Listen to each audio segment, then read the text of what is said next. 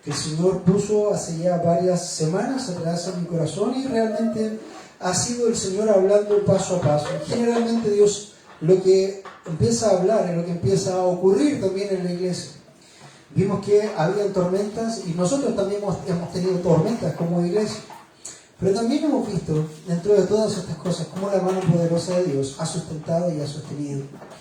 Cuando nosotros comenzamos esta serie, dijimos que el libro de Jonás debía entenderse, debía comenzar a desarrollarse no desde el inicio ni del final, sino desde el centro.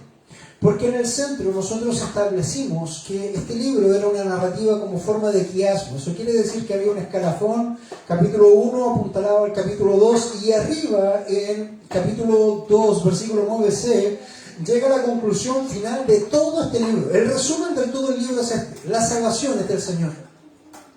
La salvación es del Señor. Y nosotros hoy día vamos a ver este mensaje que tiene que ver con la salvación es del Señor, pero no te equivoques. No vamos a enfocarnos en la salvación únicamente porque hay un pueblo o una nación que se salva, sino que yo quiero que evalúes un poco antes cómo Dios ha ido obrando, y esto, salvación a través de todo el libro.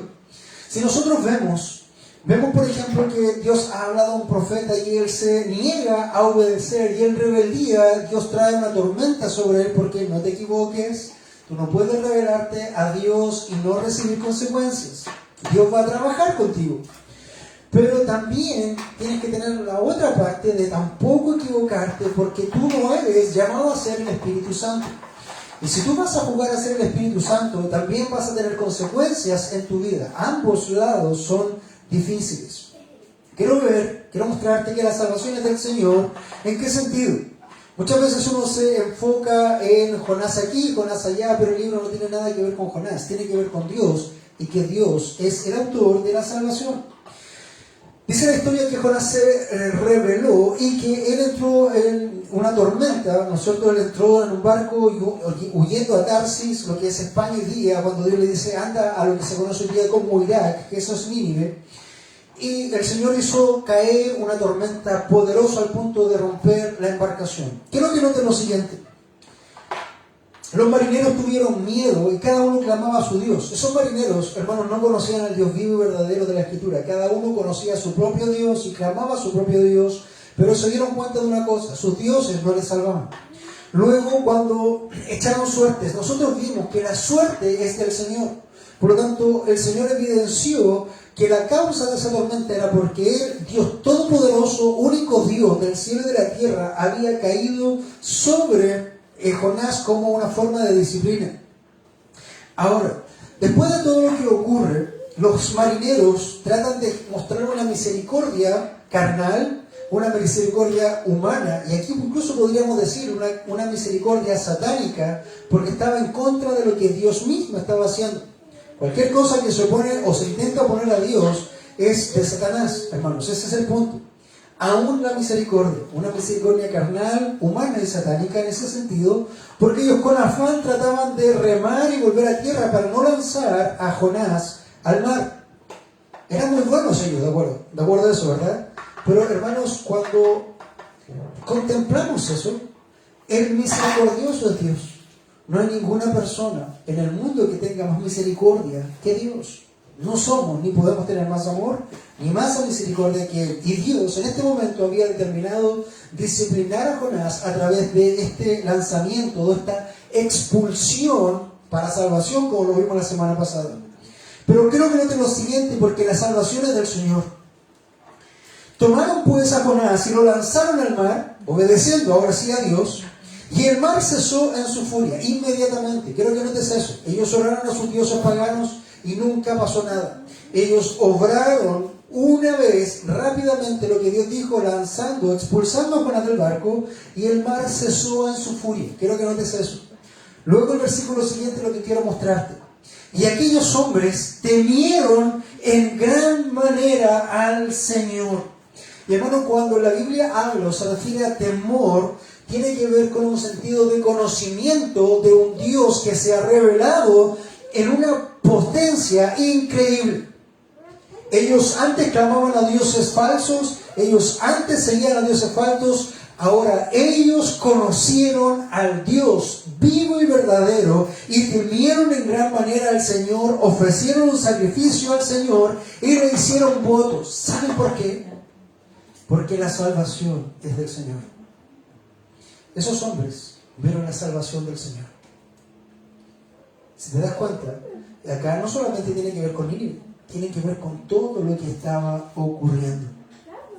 Hermano, no solamente la salvación es del Señor con estos hombres que ha ocurrido acá, sino que tú tienes que notar que después de que en la misericordia de Dios, Dios quebranta la soberbia, la rebeldía de este profeta que no quería servir y lo expulsa hacia el mar, viene un pez y lo traga, y ahí él es quebrantado, quebrantado, quebrantado y quebrantado. Él no fue quebrantado cuando Dios le dio la orden. Él no fue quebrantado cuando Dios le permitió subir al barco. Él no fue quebrantado cuando vino la tormenta. Él fue quebrantado cuando fue expulsado y se vio en las aguas del Seol, en el vientre del pez. Hermanos, eso es misericordia. Porque si eso no hubiera ocurrido, el corazón de Jonás jamás se hubiera quebrantado y jamás hubiera pasado nada con él. Y hermano, quiero que notes no solamente que la salvación es del Señor en el sentido de los marineros y en el sentido también de lo que Dios está haciendo, porque la expulsión que Dios hace con Jonás es una expulsión para salvación. Dice el 2:8, dice: los que confían en vanos ídolos su propia misericordia abandonan. Punto 1, no hay Dios que salve fuera de Dios. Mas yo con voz de acción de gracias te ofreceré sacrificios. Jonás está desde el vientre del pez, en el Seol aquí, y decíamos que podía estar vivo en el vientre del pez o muerto en el Seol, porque también la Escritura deja esa posibilidad, ya que esto es una comparativa real y directa con el Señor Jesús. El Señor Jesús dijo: van a tener la señal de Jonás. La única señal que tendrá este pueblo es la señal de Jonás. Y Jonás estuvo 3 días y 3 noches en un pez. El Señor estuvo 3 días y 3 noches en el Seol, en la muerte. Por lo tanto, puede equipararse que Jonás efectivamente murió y después Dios le hizo resucitarlo. Pudo ver esa opción. La otra opción es que estaba vivo efectivamente en el pez y él estaba orando desde el pez o desde el Seol, da lo mismo el caso. Mas yo con voz de acción de gracias te ofreceré sacrificios, lo que prometí te pagaré. Y quiero que entiendas aquí, no solamente la salvación es del Señor con los marineros, sino también con el propio Jonás, porque él lo entiende así. Y dice: la salvación es del Señor. Hermano, la salvación no es tuya. La salvación no es porque tú obres más, no es porque tú busques más, no es porque tú visites más, no es porque tú hagas más. Tú tienes que hacer lo que Dios te dice que tienes que hacer: ir y sembrar. La salvación es del Señor. Ninguno de nosotros va a poder resucitar a los muertos. Ninguno de nosotros va a poder hacer ninguna cosa si el Espíritu Santo no lo hiciera. No te equivoques, hermano. La salvación es del Señor. ¿Cuál ha sido el error frecuente de la religión, de las sectas? Que ellos tratan de salvar a las personas por diferentes cosas. Por ejemplo, el rito católico apostólico romano dice que salva a las personas a través del bautismo de infantes. Hermanos, eso es mentira, eso es diabólico. La salvación es del Señor. La iglesia evangélica ha inventado su propio rito y ha llevado a las personas a tomar una decisión por Cristo, a invitar a Jesús a su corazón para ser salvos. Hermanos, ese rito también es una invención del hombre, eso también es diabólico, también tiene que ver con alguna acción que el hombre deba hacer o manipular. Y hermanos, la salvación es del Señor. Y así podríamos seguir mencionando todas las sectas, porque hay una cosa que difiere de la verdadera fe bíblica a toda secta, toda religión y toda denominación. Hay una sola característica que diferencia a una iglesia bíblica, a una creencia bíblica, de toda secta, toda religión y toda denominación. La iglesia bíblica cree y sustenta que la salvación es por la gracia sola, solo por gracia. No hay nada que hacer, no hay nada que decir, no hay nada que rogar. Y cuando alguien invoca el nombre del Señor, no es porque va a ser salvo, sino porque ya ha sido salvo. Eso también lo entendemos claramente. Las religiones, las sectas, las denominaciones quieren hacer algo para que el hombre efectivamente pueda salvarse a sí mismo. Pero hermano, insisto en esto: la salvación es del Señor. Tú no vas a salvar a nadie. De hecho, es una frase: nosotros no salvamos a nadie. Lo único que nosotros hacemos es dar el mensaje. Como los hemos estado viendo el día jueves, nosotros compartimos el evangelión.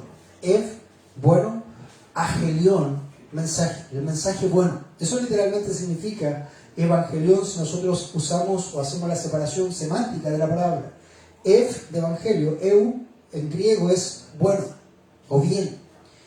Agelión es mensaje, el buen mensaje. Eso es lo que nosotros compartimos, literalmente. Vamos a comenzar acá también en la lectura, porque vamos a comenzar en el capítulo 3 del libro de Jonás. Y vamos a establecer desde del 3 al 5. Lo leo para ustedes y luego vamos a orar. Dice así la palabra del Señor. Vino palabra del Señor por segunda vez a Jonás diciendo: levántate, ve a Nínive, la gran ciudad, y proclama en ellas el mensaje que yo te diré. Y Jonás se levantó y fue a Nínive conforme a la palabra del Señor. Y Nínive era una ciudad sumamente grande, de un recorrido de 3 días. Jonás comenzó a recorrer la ciudad y proclamaba diciendo: dentro de 40 días Nínive será arrasada. Y los habitantes de Nínive creyeron en Dios y proclamaron ayuno y se vistieron de cilicio desde el mayor hasta el menor de ellos. Amado Dios, vamos delante de su presencia en esta hora dando gracias por este día. Queremos rogarte, Señor, como cada domingo, con temor y temblor, un temor y temblor de verdad, no un temor profano como he escuchado estos días. Señor, con temor y temblor de ti, porque tú eres el único que piensa los corazones, tú eres el único que ve discierne los pensamientos, discierne también, Señor, las intenciones del corazón. Padre Santo, quita cualquier cosa que pueda distraerme y nublar mi juicio, para que tú hables a través de este predicador. Señor, libra a este predicador de sus propias conjeturas, libra a este predicador de sus propias creencias, basadas en quizás algún pensamiento, y habla, Señor, a tu pueblo lo que tú quieres hablar, tu palabra, Señor, para que este pueblo sea edificado conforme a ti. Señor, en esta hora agradecemos en el nombre de Jesús. Amén. Amén.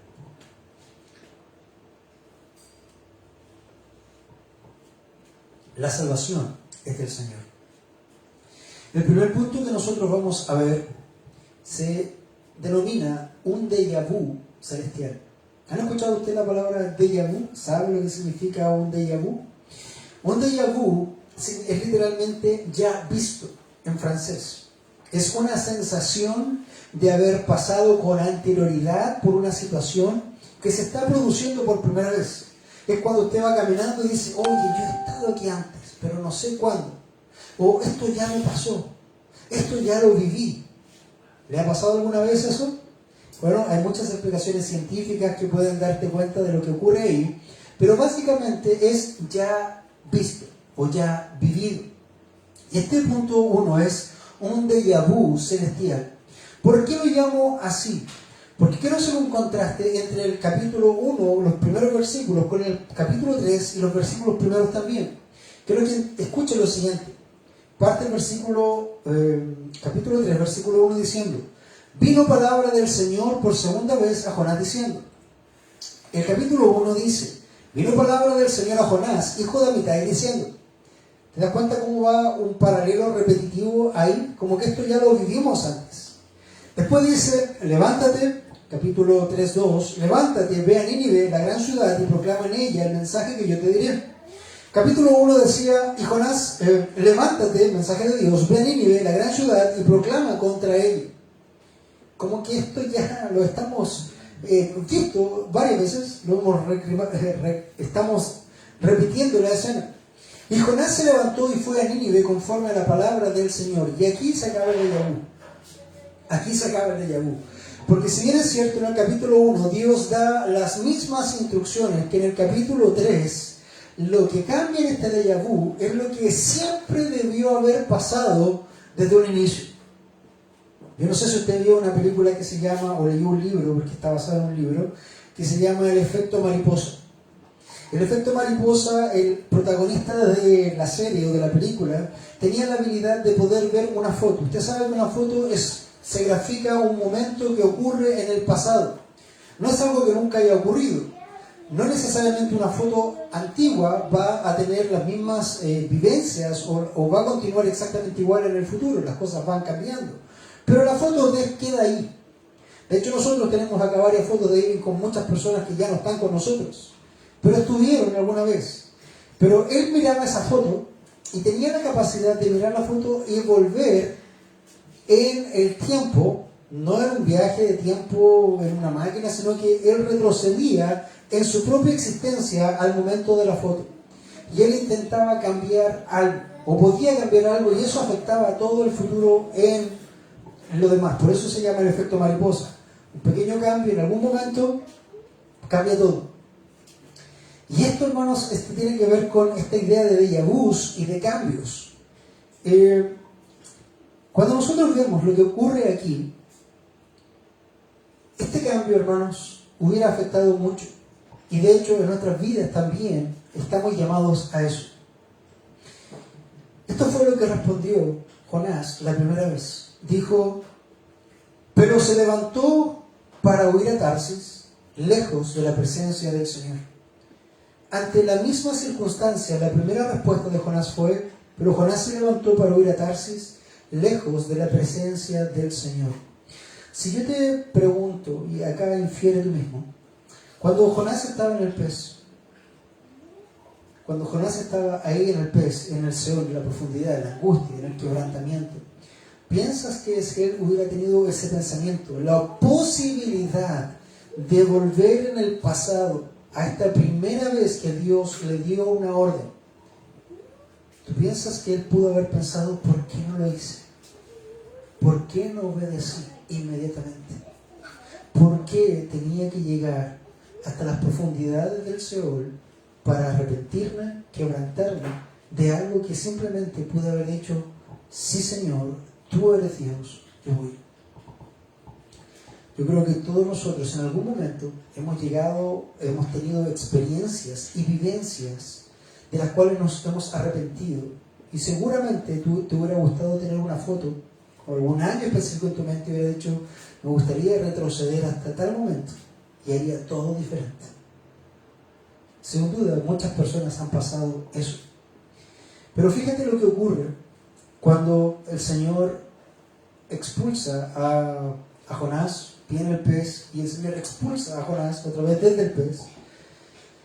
Y la respuesta de Jonás ahora fue así: y Jonás se levantó y fue a Nínive, conforme a la palabra del Señor. Qué lindo suena eso. Y ahí, en este momento, si nosotros obviamos el capítulo 1 y 2 y llegamos al capítulo 3, fíjate que Jonás aquí se compara a Noé y a Moisés. Cuando vino palabra del Señor a Moisés y le dijo: viene un diluvio y haz esto, un arca, y hazla así, termina en Génesis 7:5 y dice: e hizo Jonás y hizo Noé todo lo que Dios le dijo.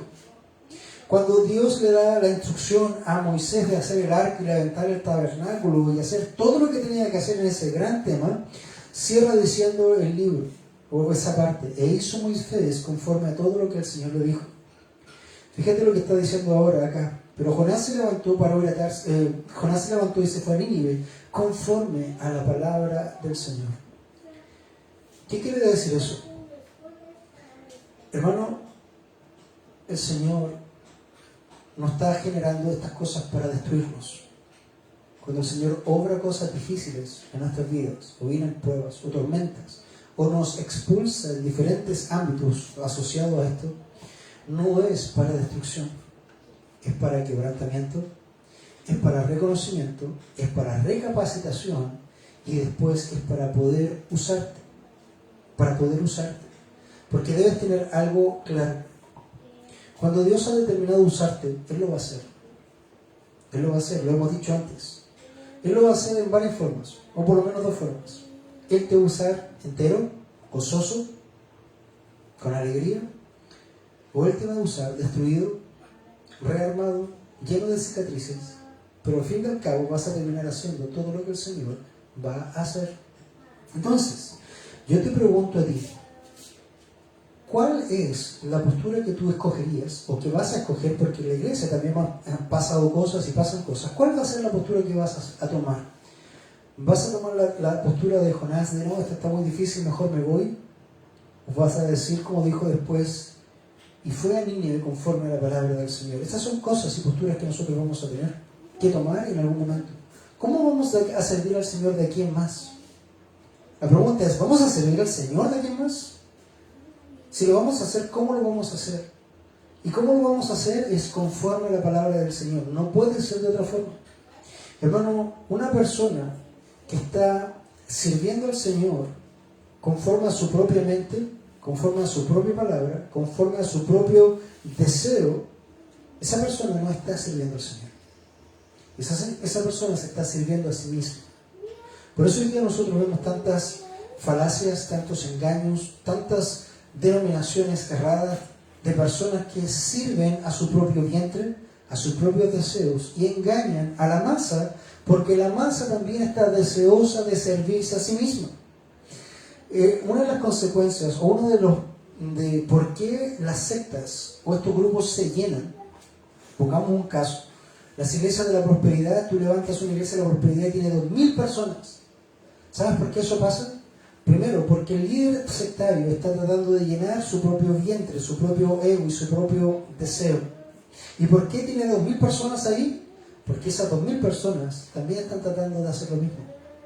Están todos tratando de llenar su propio ego, sus necesidades, sus carencias, todo lo que yo necesito. De esas 2000, una persona, incluido el pastor, entre comillas, de eso, ¿saben cuántos están sirviendo al Señor? Ninguna. No están ahí para servir al Señor. Están ahí para servir a Mamón, están ahí para servir sus vientres. Por lo tanto, hermano, cuando el Señor obra esto, nosotros debemos servir al Señor conforme a la palabra de Dios.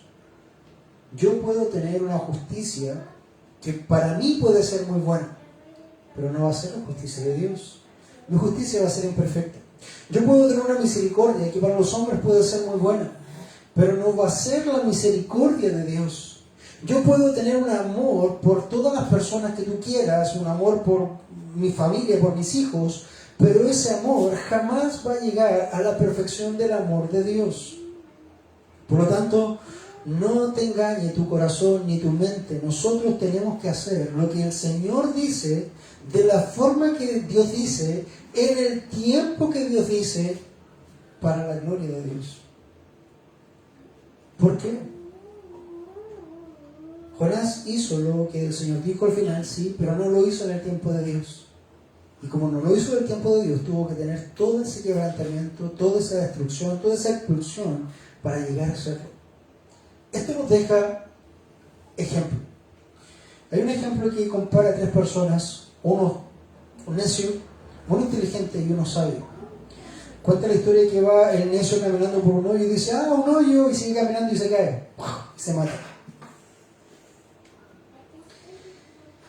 El inteligente dice, viene un hoyo, trata de esquivarlo y cae. Y trata de salir. El sabio, viendo al necio y al inteligente caer en el hoyo, hace esto y rodea por otro lado. ¿Qué quiero decir con esto? El ejemplo que nosotros hemos tenido, el ejemplo que tú has vivido, debe servirte a ti para no caer en las mismas pecados, en los mismos temas que otros ya han caído. El ser humano es el único ser que tropieza 2 veces con la misma piedra. De hecho, hay una canción, tropecé 2 veces con la misma piedra. Repetimos el error.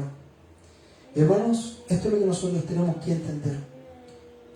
Este déjà vu celestial tiene que ver con que Dios va a orar lo que Dios va a orar contigo, en el tiempo que Él lo va a hacer contigo.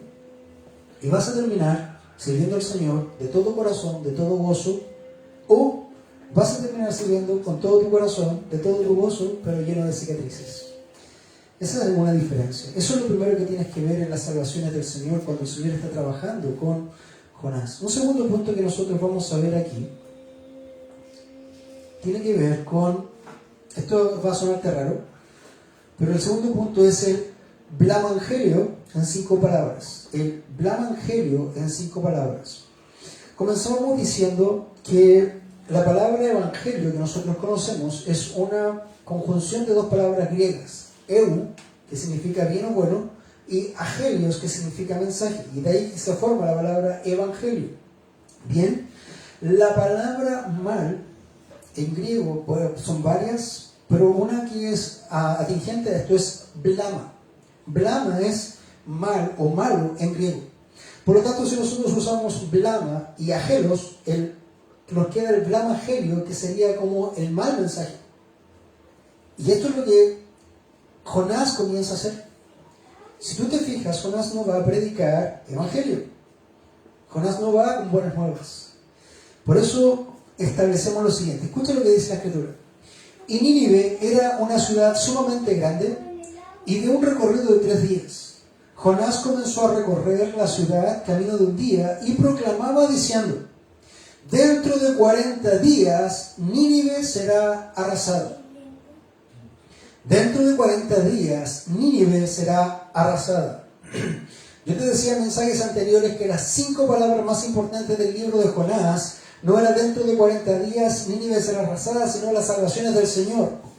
Y tú me dices, Pastor Hugo, tienes un problema aritmético porque dentro de 40 días, Nínive será arrasada, no son 5 palabras, son 7. Pero ¿por qué yo hacía esa referencia? Porque en el original son 5 palabras. En el original es Od, Arbaim, Yom, Wenive, Nepakete. 5 palabras. Dentro de 40 días, que se traduce así. De aquí a 40 días, Nínive será destruida. O una traducción más exacta es: todavía 40 días y Nínive será destruida. Eso es lo que está diciendo ahí el profeta. Como fuere, si te das cuenta, eso no es el Evangelio. Él no está llamando a arrepentimiento, Él no está llamando a fe, Él no está llamando a ninguna cosa.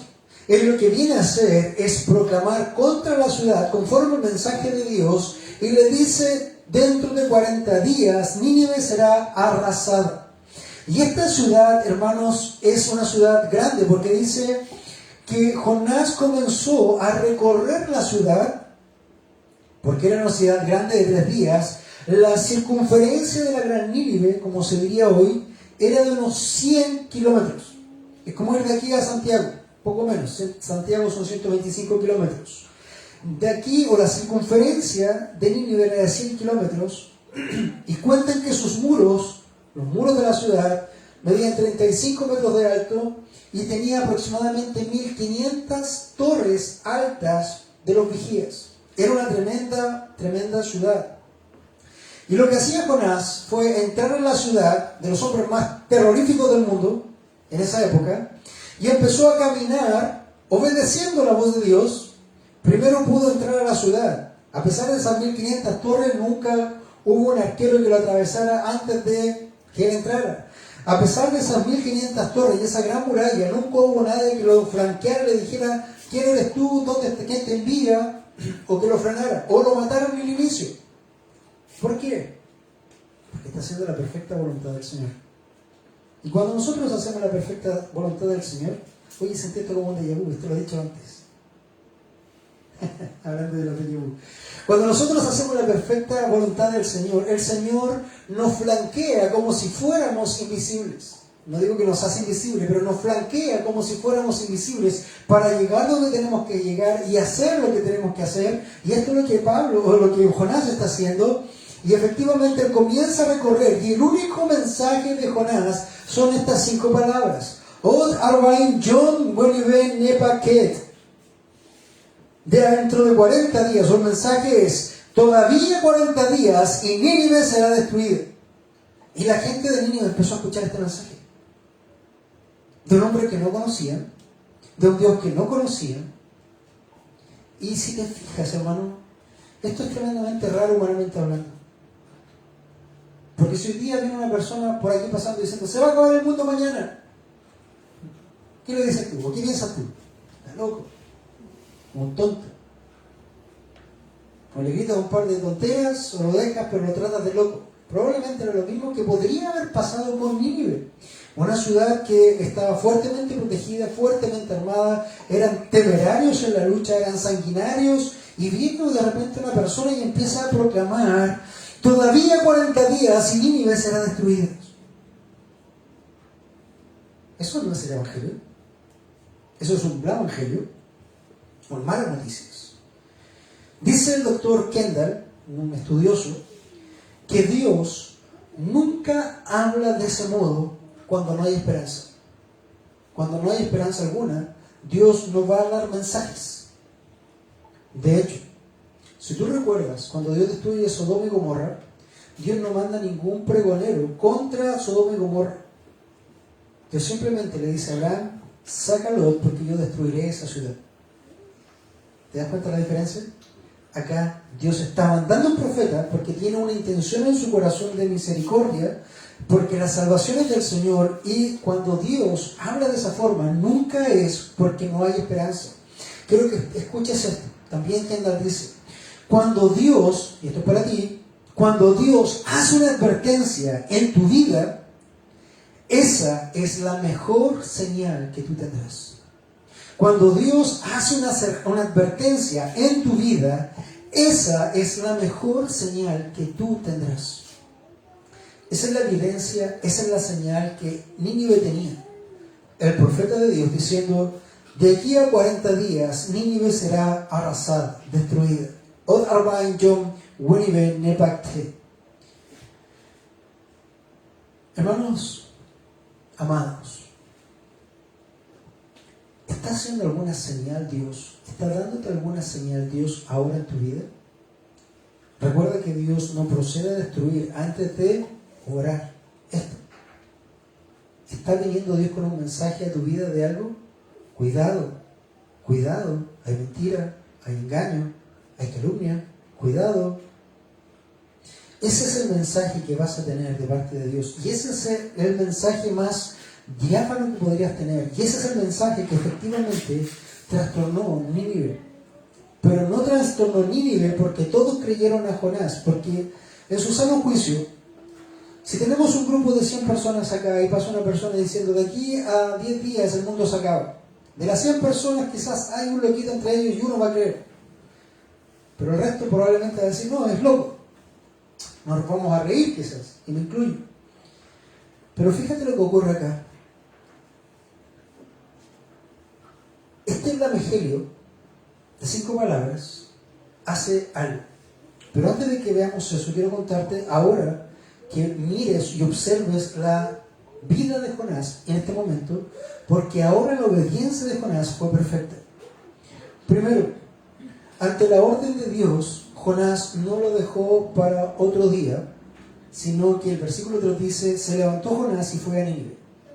Cuando Dios te da una orden, el momento de obedecer esa orden es ahora. Porque cualquier dilación de eso, o procrastinación, que se usa también eso, es desobediencia, es negligencia. Primero, la obediencia de Jonás fue perfecta. No lo dejó para otro día, sino que se levantó y fue a Nínive. Segundo, no le intimidó la magnitud de la empresa. Comenzó Jonás a entrar por la ciudad e hizo el recorrido. Y empezó. Tercero, se portó, ahora sí, como un verdadero profeta, portavoz o embajador de Dios, sin añadir ni quitar una sola letra al mensaje que Dios le había encomendado que proclamase. Y hermanos, eso es tan difícil hoy. Porque como humanos tendemos a agrandar las cosas o minimizar las cosas. Dios ama a todo el mundo y por eso tiene que venir, amigo. Usted tiene que venir ahora porque Dios lo necesita. ¿Ese es el mensaje de Dios? No. O tendemos a minimizar las cosas, pero hermanos, no es hacia arriba o hacia abajo, sino que el punto exacto es dijo o hizo Noé, o dijo e hizo Moisés, o dijo o hizo Jonás lo que Dios había dicho. Entonces, él comenzó a proclamar. Si nuestra predicación para nosotros, si nuestra predicación no tiene el efecto que debería tener, si nosotros nos desgastamos predicando en el tiempo y nuestra predicación no tiene el efecto que debería tener, es porque no predicamos con autoridad, no predicamos con convicción y no predicamos con verdad el mensaje que Dios ha dado. Hermanos, si Dios te ha mandado como embajador, predica con autoridad. Y te lo digo a ti porque nosotros vamos a comenzar a salir. Y tú no puedes decir es que perdón, es que disculpe. ¿Le gustaría saber de Dios? ¿De este plan maravilloso para su vida? No, hermano, con autoridad. Como embajador del Señor, hola, ¿sabes que me gustaría hablarte de algo? Porque necesito conversar contigo. ¿Tienes unos 5 minutos que pueda conversar? Algo de parte de Dios. ¿Va de parte de Dios o no? ¿De dónde iba Jonás? De parte de Dios. Nosotros vamos de parte de Dios como embajadores. Con autoridad, con convicción. Yo estoy ahí y voy a ir a conversar con las personas porque ando buscando personas que Dios ha preparado desde antes de la fundación del mundo, con convicción y con verdad. Este es el mensaje. No es otro. No es Dios ama a todo el mundo. No es Dios te necesita. Dios está llorando porque es un flaco que quiere comer contigo. Ese no es el mensaje. Entonces, si nuestra predicación no tiene el efecto, entonces necesitamos saber que necesitamos predicar con autoridad, con convicción y con verdad. Otra cosa que necesitas saber, que si lo hacemos así, con autoridad, convicción y verdad, no te afectará el poco o mucho éxito visible de tu empresa, tu trabajo, de tu predicación. Porque el resultado, o como dice el título, la salvación es del Señor. La salvación es del Señor. Por lo tanto, tú solamente tienes que ir, predicar con convicción, con autoridad y con verdad. El resultado es del Señor, porque la salvación es del Señor. Ya para terminar, un último punto para llegar a este capítulo 3, versículo 5. Este tercer punto lleva por título la gracia colectiva o la salvación es del Señor. Dice el versículo 5: y los habitantes de Nínive creyeron en Dios y proclamaron ayuno y se vistieron de cilicio desde el mayor hasta el menor de ellos. Hermanos, eso que tú acabas de leer es imposible. Eso no ocurre si no fuera por Dios. Si tú vas a predicar a un grupo de 100 personas, y por muy bueno que sea tu mensaje, por mucha autoridad, por mucha fe, por mucha verdad que pongas, ¿se van a convertir esas 100 personas así por tu mensaje? Lo más probable es que no. Quizás 1, 2, 5. Pero hermano, si te pones a ver lo que ocurre acá, ante este blamegelio de Jonás, dice: y los habitantes de Nínive creyeron en Dios y proclamaron ayuno y se vistieron de cilicio de manera desde el mayor hasta el menor de ellos, desde el burro, por decir algo, hasta el rey. Todos. Y cada uno de ellos cayó en arrepentimiento. Y hermano, esto es lo que tú tienes que entender. Eso lo hace masivamente.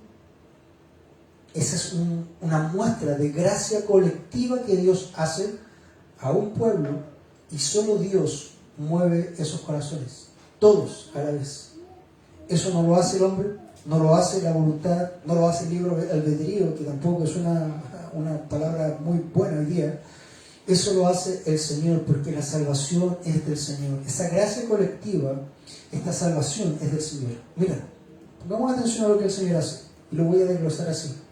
Y los habitantes de Nínive creyeron en Dios. Primero, Jonás nunca se presentó como un profeta de Dios.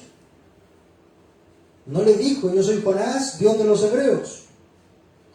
Él lo único que hacía, y el mensaje que él predicaba y pregonaba es: de aquí a 40 días Nínive será destruido. Eso es todo.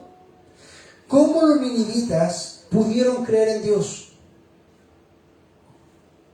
Dios regenera, Dios da esa fe sobrenatural. Los habitantes de Nínive creyeron en Dios.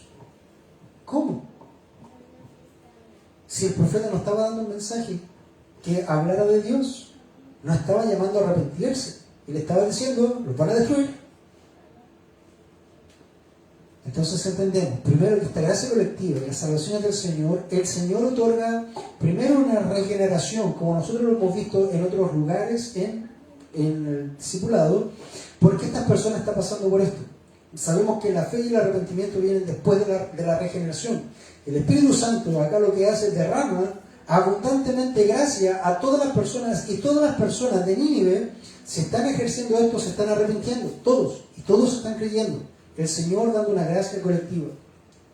Primero los habitantes de Nínive creyeron en Dios, eso señala una fe sobrenatural, y luego, escucha, proclamaron ayuno y se vistieron de cilicio desde el mayor hasta el menor de ellos. ¿Tú sabes qué significa proclamar ayuno y vestirse de cilicio en estas culturas? Arrepentirse, arrepentimiento. ¿Notas que la salvación es del Señor en el Antiguo Testamento, en el Nuevo Testamento, en Viña del Mar, en Nínive, donde tú estés, el proceso siempre va a ser el mismo? Primero, la gracia colectiva de Dios. El Señor lanzó un mensaje, luego regeneró a esas personas, luego les dio la fe sobrenatural para que pudieran creer porque creyeron en Dios, y luego proclamaron ayuno y se vistieron de cilicio desde el mayor hasta el menor como una muestra de arrepentimiento sobrenatural. Siempre la Escritura dice, me arrepentí hasta el cilicio, me arrepentí y me vestí de cenizas. Hermanos, ese arrepentimiento de esa forma solamente viene de Dios, porque la salvación es del Señor. Vamos a tener un tiempo de oración, vamos a recordar que Dios tiene la oportunidad, o te puede dar una oportunidad si el Señor te ha llamado, y te la va a dar porque el Señor ha establecido que haga lo que tienes que hacer. Vas a llegar entero o en pedazos, pero vas a llegar a hacer la voluntad del Señor. Vimos este flamegelio en 5 palabras, que cuando Dios da este mensaje, lo hace con el sentido de esperanza, precisamente, porque cuando Dios te da una advertencia en esta vida, esa es la señal que tú tienes para tomarla. Y tercero, hemos visto esta gracia colectiva que nos demuestra que la salvación es del Señor, cuando otorga la regeneración, la fe sobrenatural y también el arrepentimiento sobrenatural. Para ti en esta mañana, hermano, cuando el Señor hable a tu vida, te señale, te dé verdad, no creas las falacias, no creas las mentiras, no creas las calumnias, crea al Señor, escucha la voz de Dios y haz conforme a todo lo que el Señor te diga, porque si no, de todas formas, si eres un hijo de Dios lo vas a hacer, pero lo vas a hacer con heridas, lo vas a hacer con sangre, con dolor, con cicatrices. Espero que el Señor no trabaje de esa forma contigo y que pueda ser como Noé o como Moisés, que a la primera dice la Escritura, e hizo Noé o hizo Moisés conforme a todo lo que el Señor le dijo. Vamos a orar. Amado Dios, vamos delante de su presencia en esta hora dando gracias por este tiempo que nos regalas. Señor, entendemos que es tu palabra, que fue agradable y perfecta. Y entendemos, Señor, que también tú estableces todas estas cosas para nuestro bienestar, no pensando que nosotros somos lo más importante, sino nuestro bienestar espiritual, para que podamos, Señor, estar a cuentas contigo y ordenar nuestras vidas conforme a lo que tú tienes. Si necesitamos arrepentirnos, Señor, mueve y quebranta nuestros corazones ahora, para arrepentirnos, Señor, a la suavidad de la brisa de tu palabra. Y no, Señor, cuando tenga que venir la tormenta y tengamos que ser echados al agua o estando en el vientre de un pez. Señor, obra tu palabra en nuestras vidas. Cámbianos, Señor. Restauranos. Lo rogamos en el nombre de Jesús. Amén.